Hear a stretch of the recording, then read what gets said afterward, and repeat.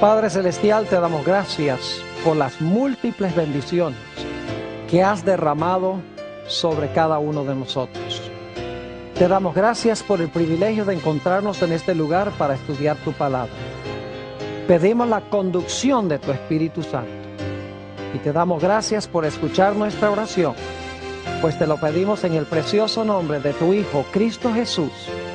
Amén.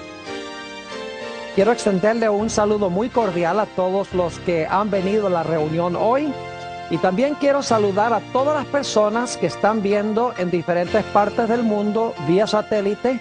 Estamos muy contentos que se hayan unido con nosotros para esta reunión especial. El título de nuestro tema hoy es Un árbol y un día. Y creo que a medida que estudiemos se van a dar cuenta por qué le he puesto ese título a un tema tan importante como el que vamos a estudiar el día de hoy. Cuando examinamos el relato de la creación, hay un hecho que salta de las páginas, y es que Adán y Eva no vieron a Dios crear absolutamente nada. Cuando Dios creó todo lo que está en este mundo, Adán y Eva no estaban. Y es más, cuando Dios creó a Eva, durmió a Adán para que Adán no viera la creación de Eva. Es decir, Adán y Eva no tenían ninguna prueba absoluta de que Dios era el creador, porque no lo habían visto. Es decir, no tenían pruebas científicas ni tenían pruebas empíricas de que Dios era el creador. Tenían que creer que Dios era el creador sencillamente porque Él les dijo que era el creador. Ahora, para probar la fe de ellos en Él como creador, Dios colocó en el huerto una prueba. Es decir, como criaturas, ellos tenían que reconocer a Dios como creador y tenían que pasar la prueba. Y esa prueba fue un árbol que colocó Dios en el huerto. El propósito de ese árbol era probar la confianza de Adán y Eva en Dios como su creador. Es decir, si ellos comían, iban a estar indicando de que ellos no creían que Dios era su creador. Si ellos se abstenían de comer, entonces iban a demostrar que ellos aceptaban a Dios como su creador. Quiero que notemos lo que dice el libro de Génesis sobre ese árbol. Vamos a Génesis, el capítulo 2 y el versículo 16. Génesis, el capítulo 2 y el versículo 16. Y quiero que noten que aquí tenemos en Génesis 2:16 un mandato positivo, primero, con respecto al árbol. Dice allí en el versículo, vamos a leer el versículo 15 para el contexto. Dice, tomó pues Jehová Dios al hombre y le puso en el huerto de Edén para que lo labrara y lo guardase. Versículo 16. Y mandó Jehová Dios al hombre diciendo, de todo árbol del huerto, ¿qué? Comerás. Fíjense que Dios primero da un mandato positivo. Dice, todos los árboles del huerto son para tu uso diario, son para tu uso común, para tu uso personal. Pero luego quiero que noten que Dios dio un mandato negativo. En el versículo 17 dice, mas del árbol de la ciencia del bien y del mal no comerás, porque el día que de él comieres, ciertamente morirás. Es decir, Dios le dijo a Adán y Eva, todos los árboles del huerto son para su uso diario. Pero hay un árbol que me he reservado para mí. Podríamos decir que todos los árboles del huerto eran comunes, pero Dios apartó un árbol especial para él que el hombre no debía usar para sí mismo. Ahora, notemos a dónde se encontraba ese árbol. Vayan conmigo a Génesis, el capítulo 3, y vamos a leer los versículos 2 y 3. Viene la serpiente a la mujer y quiero que noten lo que dice el versículo 2 y 3. Y la mujer respondió a la serpiente, del fruto de los árboles del huerto podemos comer, Pero del fruto del árbol, ahora escuchen bien, que está en medio del huerto, dijo Dios, no comeréis de él, ni le tocaréis para que no muráis. ¿A dónde se encontraba el árbol que probaba la fe de Adán y Eva en Dios como su creador? Quedaba, según la Biblia, en medio del huerto. Ahora yo quiero preguntar, ¿quién fue el que escogió el árbol del cual Adán y Eva no podían comer? ¿Será que Dios le dijo a Adán y Eva, miren, ustedes ven todos esos árboles en el huerto? Pues yo quiero que ustedes me dediquen uno. Escojan ustedes cuál árbol me van a dedicar y de cuál árbol no van a comer. ¿Así fue? Claro que no fue.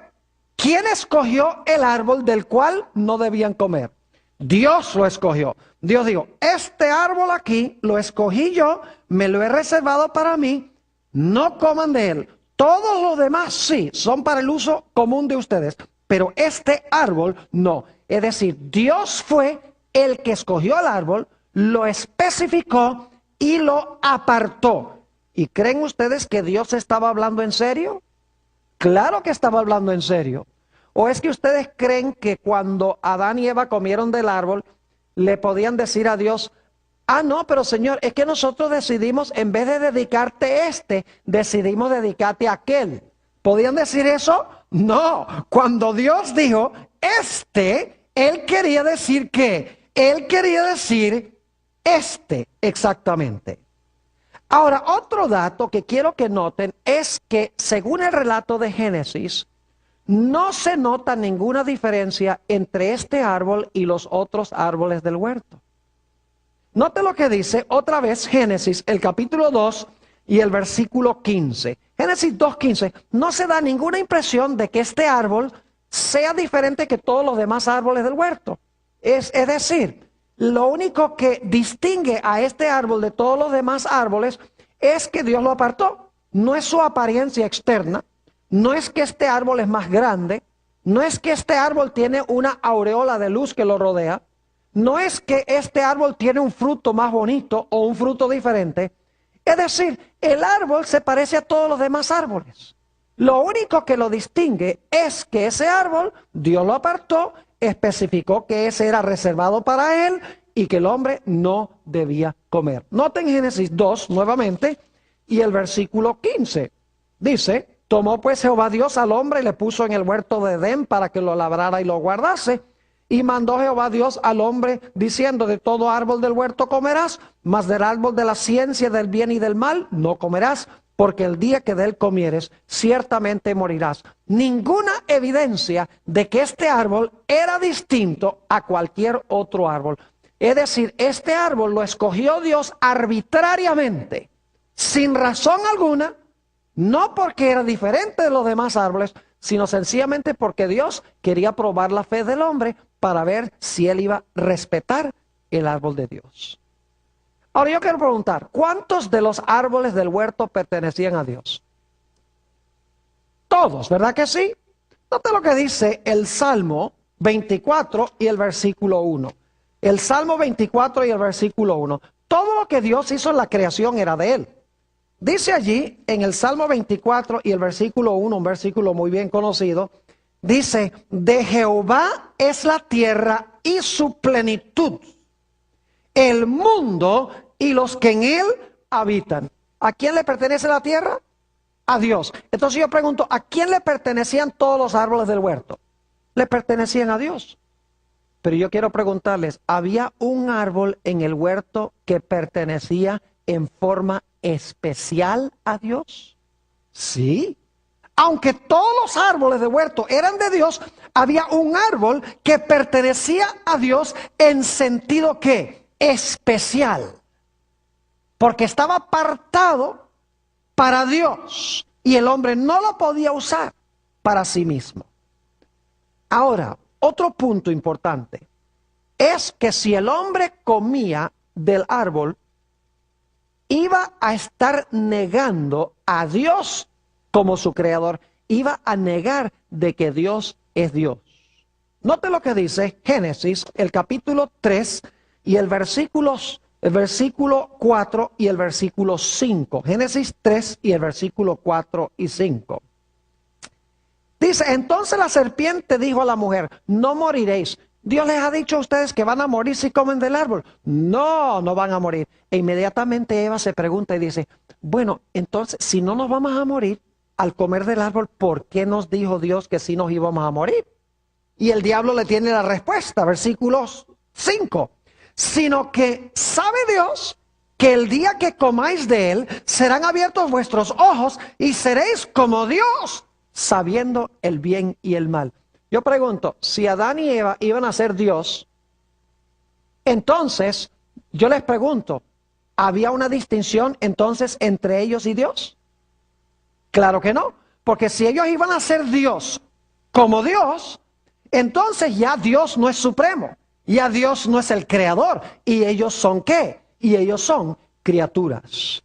Es decir, que cuando el diablo le dijo a Eva, tú vas a ser Dios, en realidad el diablo le estaba diciendo, tú no tienes que respetar a Dios como tu creador, porque tú puedes ser igualito que él. Y está insinuando de que Dios en cierta ocasión comió del árbol, y cuando comió del árbol se hizo Dios. Y desde ese momento le dijo a la gente, no comas porque te vas a morir. Pero en realidad lo que Dios no quería era que el hombre llegase a ser Dios como él.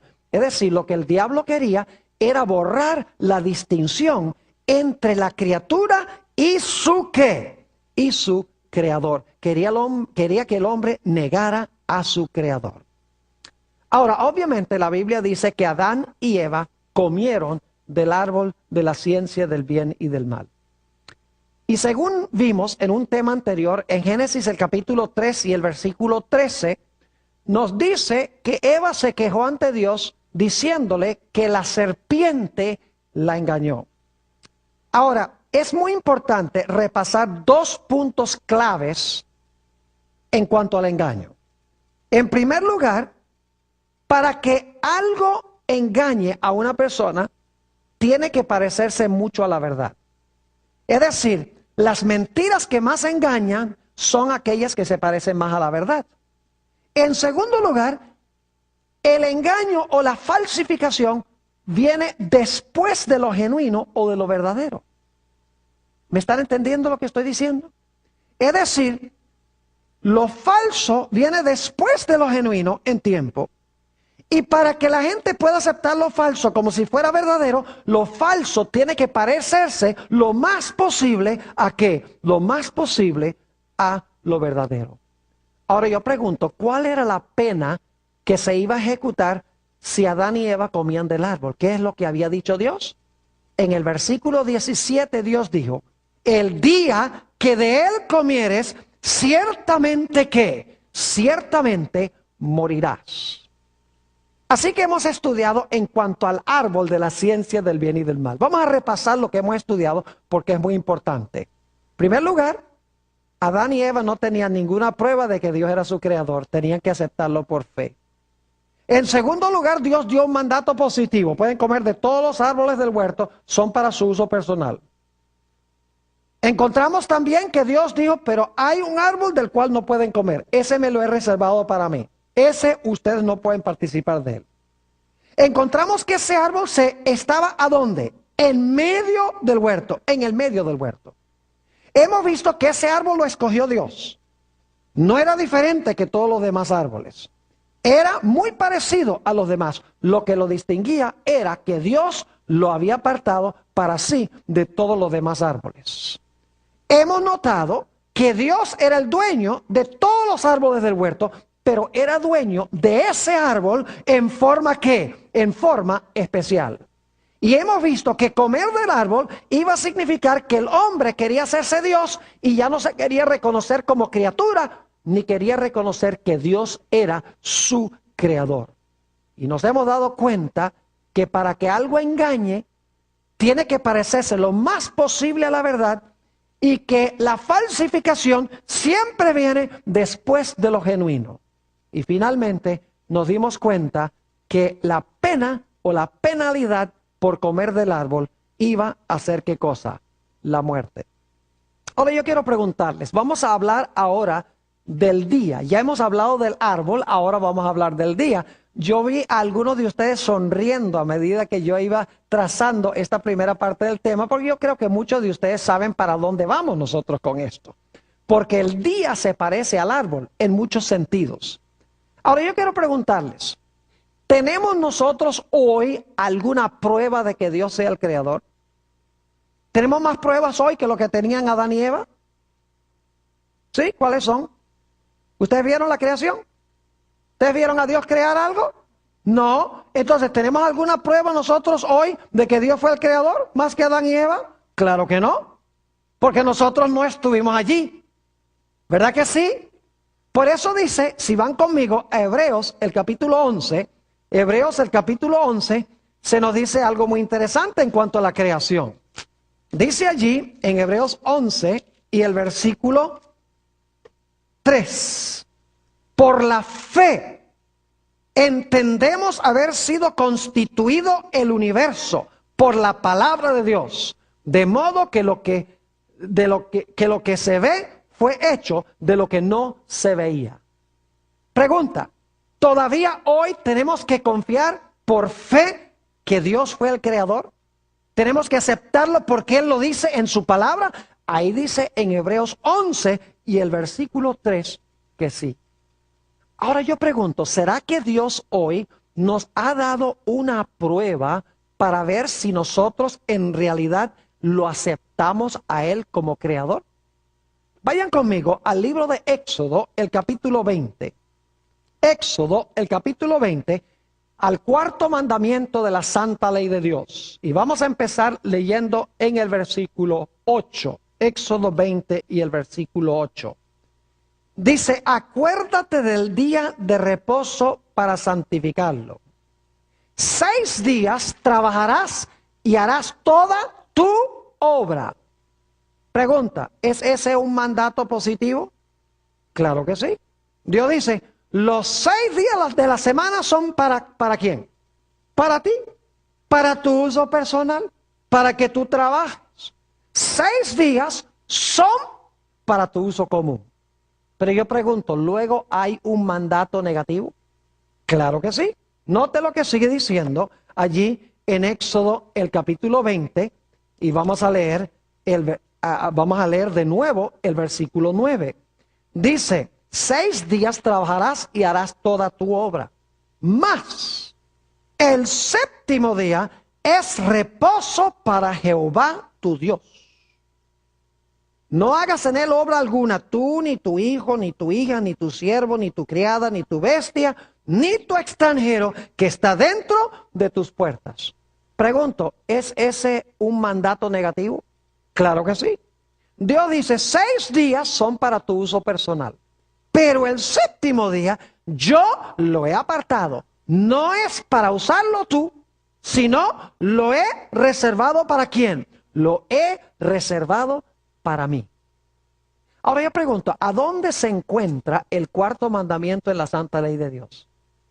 Se encuentra en todo el centro de la santa ley. Es más, en hebreo, si ustedes cuentan el número de palabras antes del cuarto mandamiento y el número de palabras después del cuarto mandamiento, hay la misma cantidad de palabras antes y después en hebreo. Es decir, el mandamiento del sábado se encuentra en todo el centro de la santa ley de Dios. ¿A dónde se encontraba el árbol? En el medio del huerto. ¿Dios dio un mandato positivo en cuanto al árbol? Sí, todos los árboles del huerto son para tu consumo personal, pero me he reservado este. Dios dice, todos los días, los 6 días son para tu uso personal, pero me he reservado este. Y en realidad, como el árbol estaba en el centro, de la misma manera, el día sábado está en el centro mismo de la santa ley de Dios.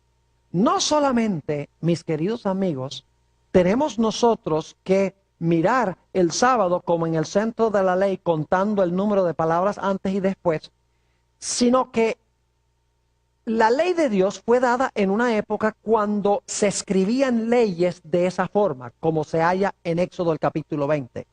Se han hecho excavaciones arqueológicas allá en Canaán. a donde el pueblo de Israel finalmente se estableció. Y en esas excavaciones arqueológicas han descubierto tabletas, es decir, tablas de barro, inscritas con un idioma que se llama cuneiforme. Es un idioma muerto, que ya nadie lo habla, ya nadie lo escribe, pero los eruditos son capaces de descifrar lo que dice. Ahora, lo interesante es que esas tabletas que se han descubierto, y son muchas, en realidad son un pacto entre un rey grande y un rey menor. Es decir, lo que está escrito en la tabla es un convenio o un pacto entre un gran rey y un rey que es súbdito. Lo interesante es que estas tabletas están escritas por ambos lados. Es decir, lo mismo que está escrito al frente, está escrito también atrás, de nuevo.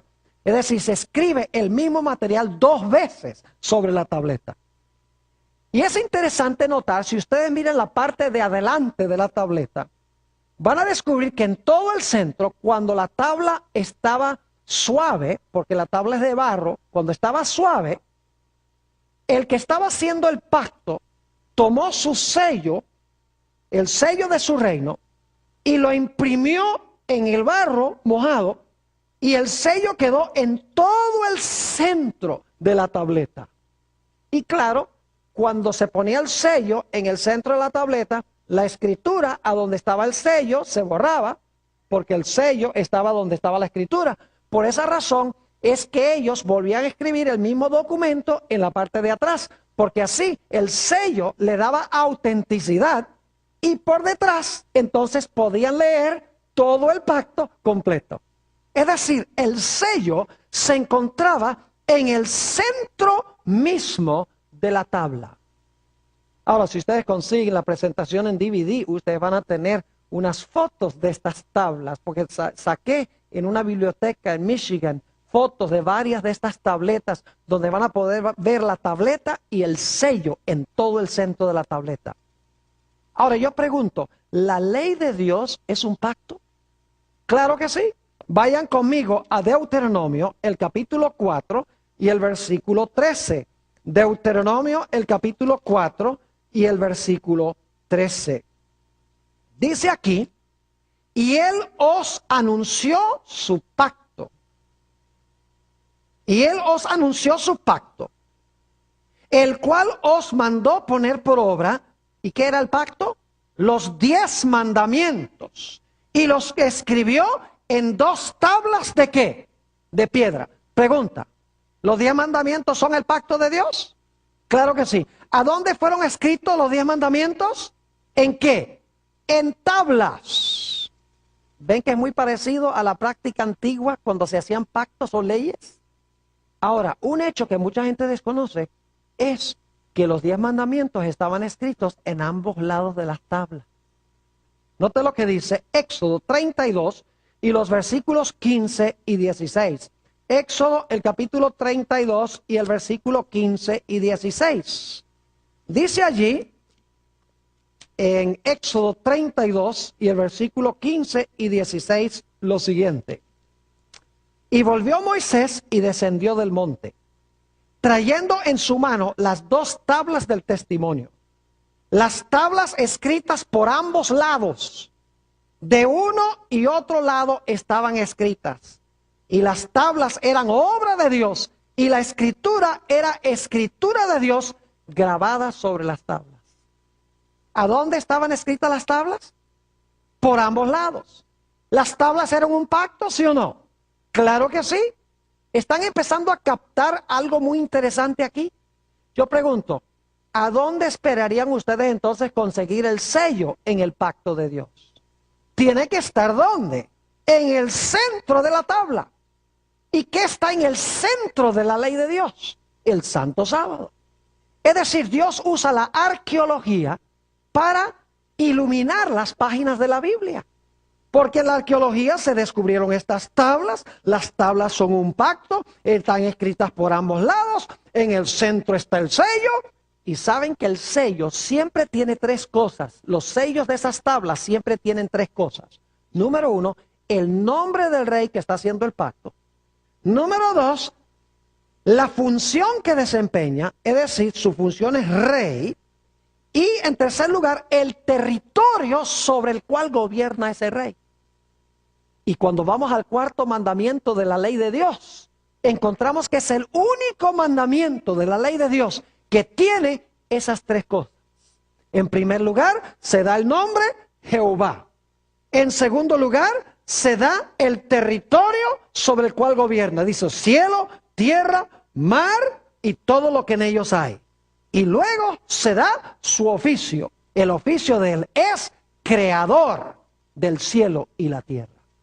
Es decir, que la arqueología nos demuestra que debemos buscar el sello de Dios en el centro mismo de la santa ley de Dios. Ahora yo pregunto, ¿quién escogió el día de reposo y se lo dio al hombre? Dios le dijo al hombre, mira, aquí tienes 7 días. Yo quiero que tú me dediques uno. Escoge tú cuál. ¿Así fue que hizo Dios? No. ¿Especificó Dios cuál día? ¿Cuál dijo que era? El séptimo. No dice, mira, ahí hay 7, escoge y dedícame uno. Uno de los 7. No. Él escogió el día. Él dijo, el séptimo, al igual que escogió el árbol, y dijo, este árbol. Yo pregunto, ¿creen ustedes que Dios habla en serio cuando dice que es el séptimo día sábado, o que le podemos ofrecer a Dios cualquier día? Bueno, si le podemos ofrecer a Dios cualquier día, entonces Adán y Eva podrían haberle ofrecido a Dios cualquier árbol. Ahora, note lo que dice Génesis 2. Lo leímos ya, pero leámoslo de nuevo. Génesis, el capítulo 2. Y el versículo 2 y 3. Yo creo que no hay forma más clara de expresar esto. Dice en el versículo 2. Y acabó Dios en el día séptimo la obra que hizo. Y reposó el día séptimo de toda la obra que hizo. Y bendijo Dios al día séptimo. Me da la impresión de que Dios quiere que sepamos que es el séptimo, ¿no? Dice, y bendijo Dios al día séptimo. Y lo santificó, porque en él reposó de toda la obra que había hecho en la creación. Lo santificó significa que lo separó como un día especial, como un día santo. Ahora yo pregunto, ¿el sábado se parece externamente a todos los días? ¿Cuántas horas tiene el sábado? ¿Y el lunes? ¿Y el miércoles? ¿Y el viernes? ¿Todos tienen 24 horas? Claro que sí. Entonces el sábado es igualito que los demás días, porque tienen la misma cantidad de horas. Yo pregunto, ¿el sol se levanta y se oculta el sábado como todos los demás días? Claro que sí. ¿Usted se levanta y se acuesta el sábado como todos los demás días? Claro que sí. ¿El sábado es un número en el calendario como cualquier otro día? Claro que sí. Entonces el sábado es igualito a todos los demás días. Sí y no. Yo pregunto, ¿el árbol de la ciencia del bien y el mal se parecía a todos los demás árboles? Claro que sí. ¿Qué era lo que lo distinguía? El hecho de que Dios lo apartó. El sábado se parece a todos los demás días. ¿Pero qué lo distingue de los demás días? El hecho de que Dios, ¿qué? De que Dios lo apartó como un día especial, como un día santo. Ahora yo pregunto, ¿cuántos de los días son de Dios? ¿Cuántos? Porque ustedes escuchan gente que dice, yo creo que todos los días son de Dios. ¿Han oído eso alguna vez? Y ¿saben que lo que yo les digo? Le digo, aleluya, amén. Todos los días son de Dios, pero no todos los días son santos. Todos los días son de Dios porque Dios los hizo. Pero hay un día que Dios apartó como especialmente santo. Al igual que todos los árboles del huerto se parecían. Y Dios apartó uno de los demás. De la misma manera, todos los días se parecen, pero Dios apartó un día como especial. Es decir, todos los días son de Dios, pero solo uno de los días es santo. Al igual que todo el dinero es de Dios, pero el diezmo es santo. Todos los edificios son de Dios, pero el templo es santo. Es decir, todo lo que hay en el mundo fue hecho por Dios, pertenece a Dios, pero hay un día especial que Él apartó. Ahora yo pregunto, ¿cuál es el propósito del sábado? ¿Recuerdan que el propósito del árbol era probar la fe de Adán y Eva para ver si ellos aceptaban a Dios como el único verdadero Dios y el creador de ellos? Ahora vamos a ver si el sábado es lo mismo. Vayan conmigo otra vez a Éxodo el capítulo 20 y vamos a leer el versículo 11. La conclusión del mandamiento del sábado da la razón por la cual Dios nos mandó a guardar el sábado. Dice allí en el versículo 11, porque en 6 días hizo Jehová los cielos y la tierra, el mar y todas las cosas que en ellos hay, y reposó en el 7º día. Por tanto Jehová bendijo el día de reposo y lo santificó. ¿Por qué es que Dios mandó que guardáramos el sábado? Para que nosotros reconozcamos que Él es el creador del cielo, la tierra y todas las cosas que en ellos hay, y que nosotros somos sus criaturas, que Él es el gran Dios y que nosotros somos su creación. Yo pregunto, ¿era ese el mismo propósito del árbol de la ciencia del bien y del mal al comienzo? Claro que sí. Es decir, al comienzo Dios probó a Adán y Eva con un árbol. Luego, después en la historia, Dios prueba a la raza humana con un ¿qué? Con un día, para ver si le obedecemos. Yo pregunto, cuando Adán y Eva comieron del árbol y desobedecieron a Dios, ¿tomó bien en serio Dios ese asunto? Claro que sí. Cuando nosotros tomamos el sábado y lo usamos para nosotros, en vez de guardarlo para Dios, ¿ustedes creen que Dios acepta eso y que no le importa? Claro que le importa. Le importa tanto que usemos el día que pertenece a Él como usar el árbol que al principio le pertenecía a Él también. El sábado distingue al creador de sus criaturas. El sábado identifica al verdadero Dios creador. Note lo que dice en el libro de Ezequiel, el capítulo 20 y el versículo 20. Ezequiel, el capítulo 20 y el versículo 20. Aquí se nos está hablando en cuanto al día de reposo y su propósito. Dice aquí, y santificad mis días de reposo, y sean por señal entre mí y vosotros. ¿Y con qué fin? Para que sepáis que yo soy ¿qué? Para que sepáis que yo soy Jehová vuestro Dios. ¿Cuál es el propósito del sábado? Distinguir entre el Creador y sus criaturas, y para que sus criaturas lo reconozcan a Él como el único Dios verdadero. Ustedes recuerdan que estudiamos un tema anteriormente donde hablamos de la rebelión de Lucifer. ¿Ustedes recuerdan que leímos de Isaías el capítulo 14 y el versículo 14? Tal vez sería buena idea regresar allá otra vez y leer en cuanto a la rebelión de Lucifer. ¿Ustedes recuerdan que Lucifer dijo, ascenderé a las alturas, junto al solio de Dios ensalzaré mi trono, y yo me sentaré a los lados del norte y seré semejante ¿a quién? Y seré semejante al Altísimo. Es decir, Satanás no quería ser criatura, él quería ocupar el lugar de ¿quién? El lugar de Dios. Entonces yo pregunto, ¿ustedes creen que el diablo va a querer que conservemos el sábado? No, porque ¿qué hace el sábado? El sábado identifica al verdadero Dios ¿qué? Al verdadero Dios creador. Por lo tanto, ¿ustedes creen que el diablo va a odiar el sábado? Claro que sí. Porque cuando la gente guarda el sábado, le están rindiendo homenaje ¿a quién? Al único Dios verdadero, a su Dios creador. Y el diablo quiere es que la gente le rinda homenaje ¿a quién? A Él. Así que Él no puede quedarse con el sábado. Él tiene que buscar una forma de cambiar el día, de hacer un día de reposo Él, para que al guardar la gente el día de reposo de Él, le esté rindiendo homenaje a Él en vez de rendirle homenaje a Dios. ¿Están entendiendo lo que estoy diciendo? Ahora, ustedes recuerdan que hablamos de la falsificación, ¿verdad? Yo pregunto, ¿el sábado es un día de reposo? Sí. ¿Y los cristianos dicen que el domingo también? Claro que sí. Ahora yo pregunto, ¿cuál de los dos es el genuino día de reposo? Porque ustedes ven y se ven igualitos. ¿Verdad que sí? La pregunta clave es, ¿cuál de los dos es el verdadero? La respuesta es muy sencilla. Usted tiene que buscar cuál fue el genuino primero, porque la falsificación viene después. Yo pregunto, ¿cuál fue el día genuino de reposo que hizo Dios al mismo comienzo? El sábado. Lo dice en Génesis.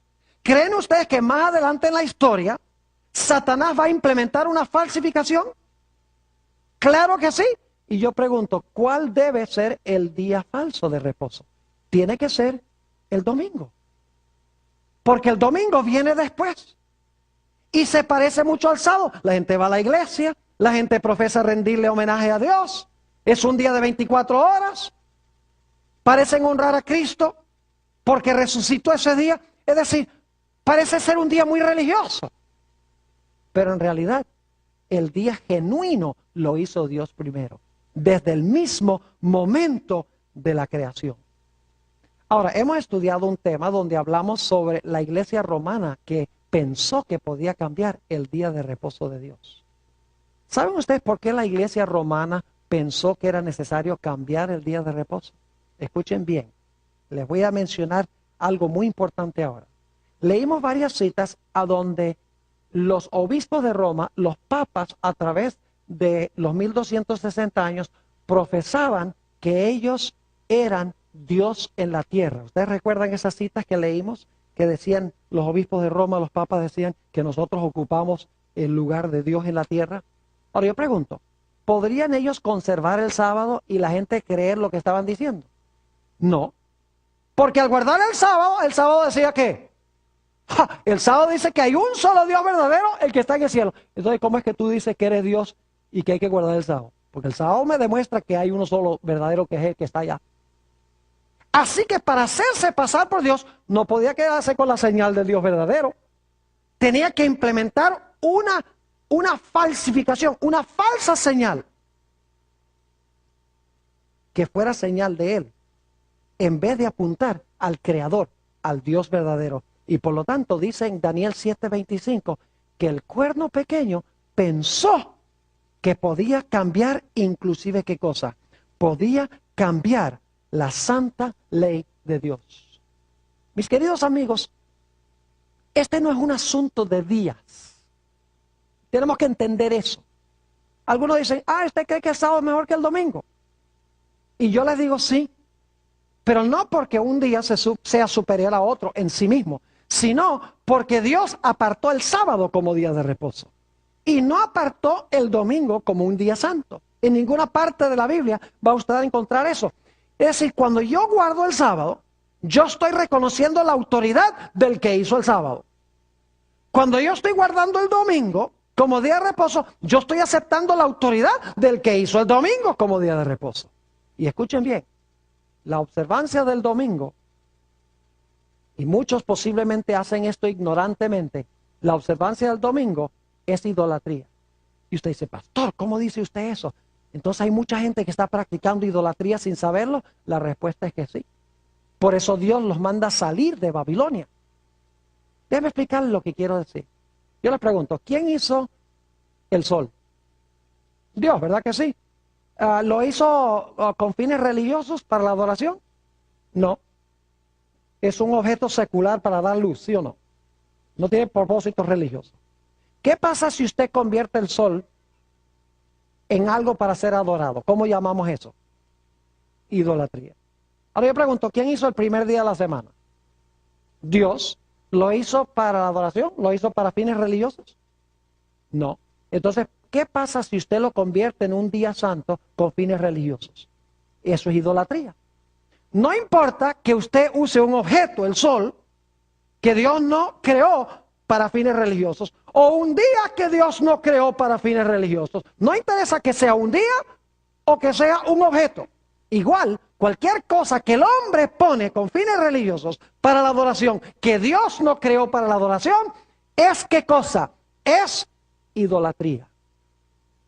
Y yo quiero leerles una cita muy interesante aquí, que demuestra cómo la Iglesia Católica ve este asunto de la observancia del día de reposo.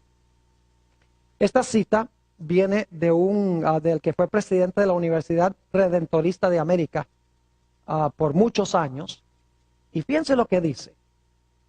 fue la Santa Iglesia Católica la que cambió el reposo del séptimo día sábado al domingo, primer día de la semana. Leo de nuevo.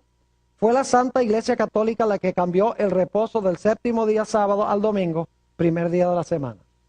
Y no solo ha mandado a todos a que guarden el domingo, sino que ha mandado a todos bajo pena de anatema que trabajen el séptimo día. Los protestantes profesan reverenciar grandemente la Biblia y no obstante, por el acto solemne de guardar el domingo, están reconociendo el poder de la Iglesia Católica. Porque la Iglesia Católica fue la que creó el día. Sigue diciendo, la Biblia dice, acuérdate del día sábado para santificarlo. Pero la Iglesia Católica dice, no, santifica el primer día de la semana. Y he aquí que todo el mundo civilizado, ahora escuchen esto, todo el mundo civilizado se inclina en humilde obediencia al mandato de la Santa Iglesia Católica. Esa expresión está interesante, se inclina en humilde obediencia al mandato de la Santa Iglesia Católica. Es decir, que cuando nosotros guardamos el día que fue creado por la Iglesia Romana como día santo, le estamos rindiendo homenaje al que creó ese día. Es asunto de autoridad. El día demuestra qué autoridad aceptamos. Cuando yo guardo el sábado, el día que Dios apartó y santificó, entonces yo estoy aceptando la autoridad o el individuo que hizo ese día como día de reposo. No es cuestión de días, sino qué autoridad acepto. Y la Biblia enseña que en los últimos días, mis queridos amigos, esta va a ser la gran prueba de la raza humana. La gran prueba va a ser si guardamos el sábado, día santo de Dios, aceptando su autoridad, o si guardamos el domingo, día creado por la bestia o por el cuerno pequeño, aceptando su autoridad. Es decir, al final de la historia, Dios nos va a probar con un día como originalmente probó a Adán y Eva con un árbol. Ahora, permítame contarles un par de historias bíblicas sobre este punto. ¿Les está quedando claro este punto? Ahora, escuchen bien. Hay una historia en la Biblia muy interesante, la historia de Nadab y Abiú. Eran hijos de Aarón, el sumo sacerdote. Dios había llovido fuego del cielo sobre el altar. Ustedes pueden leer esta historia en Levítico, el capítulo 10. Solamente se las voy a contar. Dios había llovido sobre el altar fuego. Y le había dicho a los sacerdotes, cuando ustedes entren al santuario o al templo con fuego, asegúrense de que lleven fuego de ese altar. Porque ese fuego santo, ese lo lloví yo del cielo, ese fuego santo. No me lleven otro fuego. No me lleven el fuego con que cocinan. No me lleven cualquier otro fuego. No me prendan un fósforo, aunque probablemente no había fósforos en ese tiempo. No vayan con una vela. Porque el fuego que yo vi hoy es santo. Presénteme fuego santo. Pero la Biblia dice que Nadab y Abiú, los hijos de Aarón, bebieron mucho vino. Lo encuentran ahí en Levítico 10. Y por lo tanto dice allí que no pudieron distinguir entre lo santo y lo común. Y por lo tanto dice que fueron y buscaron fuego extraño. Eso significa que buscaron fuego común y corriente. El fuego de todos los días. Es decir, como todos los árboles del huerto eran para consumo general. Como todos los 6 días de trabajo son para uso personal. El árbol era santo, el día era santo y el fuego era santo. Porque Dios lo había apartado. Así que bajo la influencia del vino, dice que ellos metieron en el santuario fuego extraño. Le presentaron a Dios fuego común como si fuera santo. Y claro, Dios dijo, oh muchachos, ustedes sí son buena gente, a mí no me importa en realidad qué fuego me ofrezcan, con tal que tengan sinceridad de corazón, yo les recibo fuego porque fuego es fuego. ¿Así fue? ¿O no? Dios se ofendió. Dice allí que salió fuego de la presencia de Dios y consumió a Nadab y Abiú en el acto. ¿Por qué? Porque tomaron fuego común y se lo presentaron a Dios como si fuera ¿qué? Santo. ¿Cómo creen ustedes que se siente Dios cuando nosotros tomamos un día común de trabajo, como es el domingo, el primer día de la semana, porque Dios dijo, 6 días trabajarás, el séptimo es santo? ¿Cómo creen ustedes que Dios se siente cuando yo tomo el primer día de la semana, que es día de trabajo según Dios, es un día común, no es un día santo, y que yo se lo presento a Dios como si fuera santo? ¿Es el mismo principio? Claro que sí. ¿O es que ustedes creen que Dios ha cambiado? Antes a Dios le importaba y ahora no. Dice, antes a mí me importaba mucho que me ofrecieran lo que yo he dicho, los santos. Pero hoy en día a mí ya no me interesa eso. Oh, Dios sí le interesa. Mire, si Dios acepta un día común de trabajo como santo, cuando no ha sido santificado, entonces Dios va a tener que pedirle perdón a Nadab y Abiú. Porque eso es precisamente lo que hicieron ellos. Hay otra historia en la Biblia, donde se nos dice que Belsasar, y esto se encuentra en Daniel, el capítulo 5, el rey Belsasar, rey de Babilonia, quien sabía toda la historia de Babilonia, cómo Dios había obrado en la vida de Nabucodonosor, su abuelo, cómo Nabucodonosor se había vuelto loco por 7 años, Dios lo volvió vegetariano porque le tocó salir a comer hierba, como un animal. Y él sabía que era por la soberbia de Nabucodonosor. Y ahora dice ahí en Daniel 5, los primeros versículos del capítulo, que Belsasar y los que invitó al banquete empezaron a beber vino. Y después de beber vino se entorpeció su mente. Y dice que Belsasar mandó a traer los vasos sagrados que se usaban en el templo de Jerusalén, que Nabucodonosor había traído de Jerusalén cuando había traído cautivo a Daniel y a sus compañeros. Y dice que mandó a traer esos vasos que eran santos para usarlos en el banquete para echarles vino común y corriente. Es decir, no usarlos con fines santos, sino usarlos con fines comunes. ¿A Dios le importó? Oye, le importó bastante. Porque cuando pasó eso, dice que apareció un dedo en la pared, escribiendo, que decía, tu reino ha sido pesado en balanza y ha sido hallado falto. Tu reino va a ser entregado a los medos y a los persas. Porque bajo la influencia del vino, le ofreció en el banquete los vasos santos y los trató como si fueran comunes. Ahora, ¿por qué traigo a colación esta historia? Sencillamente porque Dios no acepta que nosotros le ofrezcamos un día común, como el domingo, como si fuera santo. Y Dios tampoco acepta que nosotros tomemos su día santo y lo tratemos de una forma común. Es decir, estas dos historias ilustran los dos lados de la moneda. Tomar el domingo y ofrecérselo a Dios como si fuera santo. Y tomar el sábado y tratarlo como si fuera un día ¿qué? El día santo, y tratarlo como si fuera un día común. Es decir, Dios no acepta en ningún sentido de la palabra que nosotros tomemos lo que es santo y lo tratemos de una forma común. Y lo común y lo tratemos como si fuera santo. Y saben ustedes que en Ezequiel 44 dice claramente que la responsabilidad de los sacerdotes era enseñarle al pueblo a distinguir entre lo santo y lo común. Es decir, este asunto pesa sobre los pastores, sobre los ministros. Porque ellos son los responsables de enseñar y adiestrar a su pueblo a distinguir entre lo santo y lo común. Lamentablemente, muchos ministros hoy en día le están diciendo a la gente, a Dios no le importa el día, todos los días son de Dios, y si le ofreces el domingo en honor a la resurrección, Él acepta eso. Y la gente, en vez de estudiar la Biblia por sí mismos, lo que hacen es recibir y aceptar lo que se les enseña. Es decir, están borrachos con el vino de Babilonia. ¿Saben ustedes que Apocalipsis, el capítulo 18 y también el capítulo 14, dice que en los últimos días va a haber una ramera que se llama Babilonia, que es la falsa religión, que le va a dar el vino de su fornicación a las muchedumbres y a los reyes de la tierra?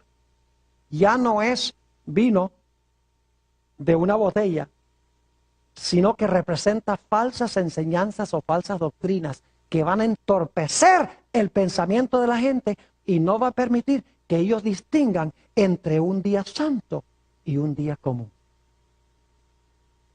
Mis queridos amigos y hermanos, el libro de Apocalipsis, cuando habla del sello de Dios, está hablando del sábado. Lo hemos visto porque el sello se encontraba en el centro de la tabla. Ahora, si el sello de Dios es un día de reposo, el genuino, el sábado, yo pregunto entonces, ¿qué debe ser la marca de la bestia? Debe ser un día contrario. Debe ser el cambio en la ley que hizo el cuerno pequeño. Permítame leerles un par de citas aquí de la misma Iglesia Católica sobre la marca de autoridad de su iglesia. Esta cita es de C.F. Thomas, quien fue canciller por muchos años del cardenal Jaime Gibbons, que fue cardenal de en la ciudad de Baltimore. Dijo esto: claro que la Iglesia Católica afirma que el cambio fue acto suyo. Y este acto constituye una marca de su poder eclesiástico y su autoridad en asuntos religiosos. El cambio de día es una ¿qué? Es una marca, según dice él. En una revista que se llama The Catholic Record, septiembre 1, 1923, dice esto, el autor católico: el domingo es nuestra marca de autoridad. Es el uso de la palabra marca. Es la marca de nuestra autoridad. La iglesia está por encima de la Biblia. Y este cambio de la observancia del sábado es una prueba de tal hecho. El libro de Apocalipsis, mis queridos amigos y hermanos, nos demuestra que la gran crisis final va a ser con respecto a la adoración y los mandamientos de Dios. Por ejemplo, Apocalipsis 14:12, la conclusión del mensaje del tercer ángel, dice: aquí está la paciencia de los santos, aquí están los que guardan los mandamientos de Dios y la fe de Jesús. E inmediatamente antes de ese versículo advierte de no adorar a la bestia ni a su imagen. Es decir, los que adoran a la bestia y su imagen son contrarios a los que guardan los mandamientos de Dios y tienen la fe de Jesús. Apocalipsis 12:17 dice: entonces el dragón se airó contra la mujer y se fue a hacer guerra contra el remanente de la simiente de ella, contra aquellos que guardan los mandamientos de Dios y tienen el testimonio de Jesucristo. El mensaje del primer ángel de Apocalipsis 14:6 y 7 es claro. Apocalipsis 14 y el versículo 6 y 7. Estos son los últimos mensajes de Dios al mundo. Fíjense lo que dice allí. Y vi volar por el medio del cielo a otro ángel que tenía el evangelio eterno para predicarlo a los moradores de la tierra, a toda nación, tribu, lengua y pueblo, diciendo a gran voz: temed a Dios y dadle gloria, porque la hora de su juicio ha llegado. Y ahora escuchen: y adorad a aquel que hizo el cielo y la tierra, el mar y las fuentes de las aguas. ¿Qué nos dice Dios en el último mensaje al mundo? Que hay que adorar ¿a quién? Al Creador. Y fíjense que esto es una cita que viene del cuarto mandamiento de Éxodo 20 que leímos. Y la razón por la cual Dios dice esto es porque en los últimos días la gente no va a estar adorando al Creador en su santo día. Usted no puede hablar de adorar al Creador sin hablar del sábado, porque el sábado es la señal del Creador. ¿Cómo puede usted decir: yo estoy honrando al Creador porque guardo el domingo? El domingo no es la señal del Creador, el sábado es la señal del Creador. La Biblia dice que la gran prueba final va a ser con respecto al sello de Dios y la marca de la bestia, los mandamientos de Dios y los mandamientos de los hombres. El cambio en la ley de Dios por el cuerno pequeño y la ley de Dios como se haya escrita en la santa palabra del Señor. Ahora, alguna persona podría decir: bueno, Pastor Bohr, esto ha sido un tema bastante fuerte, directo. Es verdad. Yo quiero que ustedes no piensen que es que Dios nos impone el sábado y dice: tienes que guardar el sábado. El punto clave es que si nosotros amamos a Dios, vamos a aceptar su autoridad. y vamos a hacer lo que Él dice. Si Dios dice sábado, vamos a guardar el sábado. Si Dios dice, ofrece este fuego santo, vamos a ofrecer este fuego santo. Si Dios dice, devuelve el diezmo que es santo, voy a devolver el diezmo que es santo. No porque estoy obligado, o porque le tengo miedo, o porque me va a castigar si no lo hago, sino sencillamente porque amo a Dios, y cuando le amo, estoy dispuesto de aceptar su autoridad y hacer lo que Él diga. Es decir, obedecer a Dios en los últimos días es cuestión de amor. Sencillamente reconocerlo como nuestro Padre y hacer lo que Él dice, aunque se desplomen los cielos.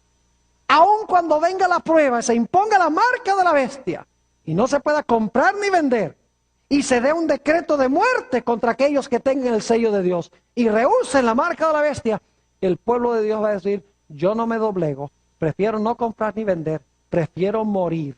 No por el sábado, sino porque el sábado es señal de que yo acepto la autoridad del Creador de los cielos y de la tierra.